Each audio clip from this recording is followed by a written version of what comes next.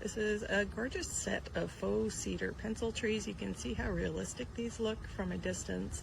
I plan to decorate these with some LED lights for the holiday season. They stand at 5 feet tall and they have heavy weighted base. They come with the black pots on the bottom and don't require any additional embellishment if you don't want.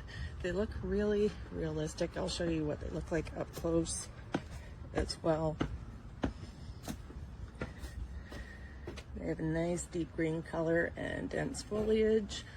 And here's the texture of the leaves up close. Without touching them, these look like they are actually real trees to me. I think they're gorgeous, and these are going to look perfect, especially when I have them lit up.